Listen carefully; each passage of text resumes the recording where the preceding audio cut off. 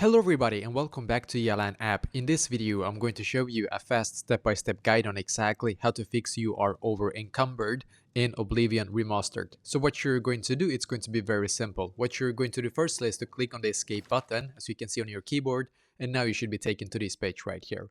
Now on this page, just click on inventory right here as you can see, and now you're going to just need to drop some items. So just drop some items in here. So let's take, for example, this one right here. So what I'm going to do now is to just hold on the shift button and then click on the left mouse. Basically left click on mouse. So hold down shift and click on the left mouse.